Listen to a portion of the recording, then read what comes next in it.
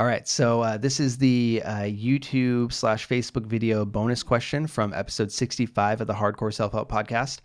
You can listen to the entire podcast on iTunes or YouTube, Stitcher, all kinds of different places. It's episode 65. You can also just go to duffthepsych.com/episode 65.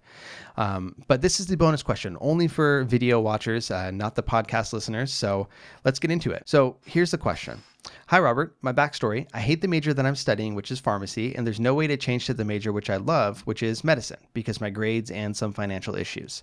I don't remember that I've ever wanted to do anything in my life other than being a physician. I took a gap year to rethink my options, but came up with none. I feel unsuccessful, sad, and hopeless because I've always been an accomplished person. Now I feel pressured to succeed at something that I hate doing. All I see is that I will spend the rest of my life doing something that I hate. I can't let my parents down. They pay for my tuition fees. So my question is, I used to be an A student and now I can't even get D's to pass. How will I be happy again living a life that I don't like? P.S. I take Prozac. Thank you. Have a great day. By the way, just a side note, this question is a great one. And the whole P.S. I take Prozac, I feel like that would be just such a great title for a memoir or something. But all that said, this is a tough question. You're clearly pulled in a lot of different directions, and you have pressure from your parents, you have pressure from yourself, you have pressure from the school. I don't understand all of your situation, just given the backstory that's here. So I apologize if I'm not covering everything completely, but I'll offer you some thoughts and some questions for you to think about as well. My first question would be, have you brought this up with your parents? I know you have concerns about it, concerns about letting them down. They're paying your fees. I understand that. Like I felt personally in myself a lot of personal responsibility to kick ass in school as a thank you to specifically my mom, that I felt like it would honor her to do that. So I can understand that as a pressure, but it sounds like there could also be some assumptions there. You're partially maybe assuming that they're going to have a hard time with this. I don't know. Right? So I don't know your situation.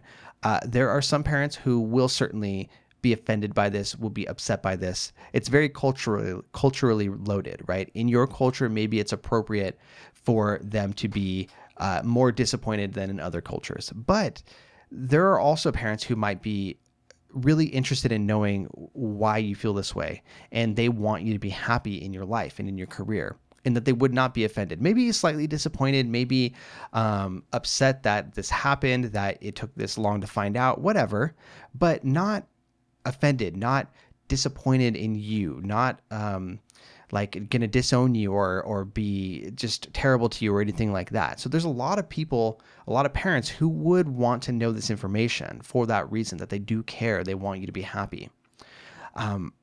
It's not your fault either. It's not your fault that you're not passionate about this. It's like you didn't know that, obviously, going into it. You wouldn't have done it in the first place. You thought you can give it a fair shake and that it would work out and that you would do fine. But now you're finding that it's not working. It doesn't fit. The match is not there. And that's not necessarily your fault. Maybe parts of it, maybe there's a lack of communication that happened beforehand. Maybe you did play a part, but the idea of it and just the fact that you're not happy is not your fault. The other thing you need to think about is your life's timeline. You're young, right? You have a lot of time. You need to think about that realistically, that the regret, the guilt, whatever you might feel from having to take some sort of drastic action from this, whether that's switching courses, whether that's taking more time off, whether that's breaking your parents' heart, breaking your heart, whatever, those feelings are temporary. And they're going to last a lot less time than your entire life, right? But if you were to dive into a career that makes you miserable, that you hate, that kills your soul because you just don't like it, that could eat away at you for just this huge chunk of your life, depending on how long you stay in that career. And when you talk, what I would suggest as well is talking to older people, because one of the things that is just so heartbreaking is when you hear older people talk about regrets that they had, that they're at the end of their life or they're getting there and they wish they could have done something different. They wish they would have done this. They wouldn't have done that. Your life is bigger than this question, for sure. So it's important to just take that into perspective. I know it feels like everything right now, but it's not everything right now. Sure, it has implications for your life. Like if you take more time off, there's a lot of spillover effects that can happen. Whatever you do, if you change course or not, there's a lot of effects it can have in your life, and it could be hard, it could be inconvenient, all those things. But just put that in the box of being this small versus your life being this big, right? And I imagine that you're probably keeping this to yourself aside from sharing it with me for the most part. I don't want you to do that. I want you to be a little bit more open about this if that's the case. I could be wrong, but if you're keeping it to yourself and just trying to suffer through this in silence, you have school counselors probably, you have your family, you have friends. Don't suffer through this in silence. You need to bring it out into the open to really have other feedback and try to get your head on straight. It can help you also to try to figure out whether you truly just don't like the subject matter, you can't see yourself being a pharmacist or whatever the case may be, or if you're just going through a hard time personally and you're just lumping the two together, meaning I'm having this really hard emotional time for whatever reason, and I happen to be in school for pharmacy. So logically, it must be because of the pharmacy that I'm having such a hard time.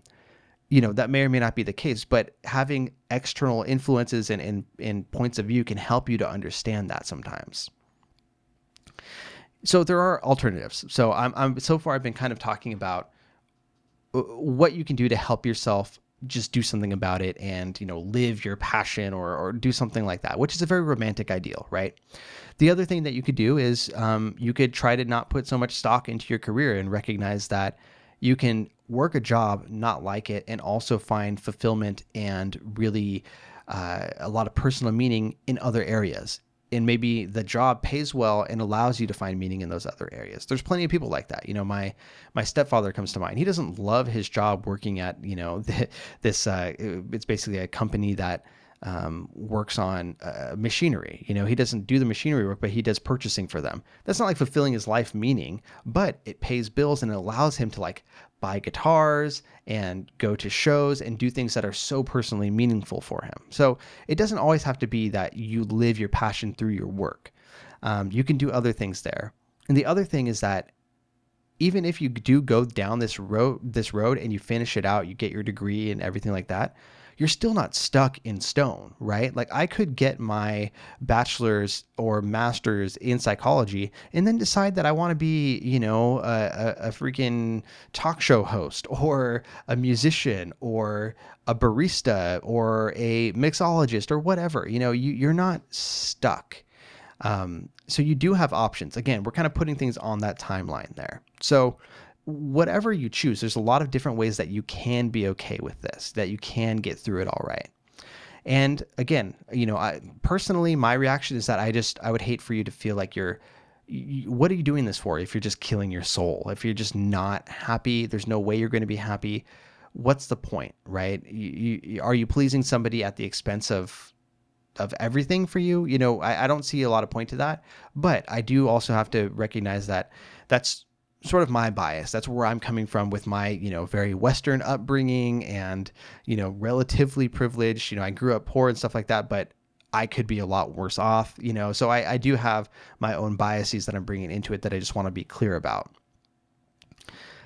But like I said, you're young, you have time. I know it doesn't feel like it, but you do have time. And, who knows, maybe if you say you were to just crazy thoughts, say you were to drop out, work a stupid job to make ends meet, to regroup, to get back out there in something that makes more sense, is more passionate for you. That's not going to be fun. That's not going to be easy. It's not going to involve, rainbows and sunshine from everybody in your family, but maybe it's necessary. Maybe it's a hit that you need to take for the long-term gain.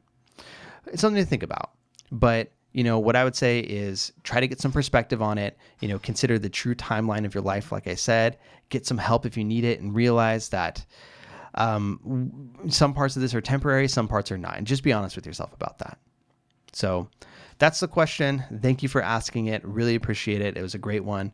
And that concludes this bonus question. Again, if you want to hear the whole episode, go to deaththepsych.com/episode 65. That will be up on Wednesday, June 14th, 2017. Thanks, guys. Bye.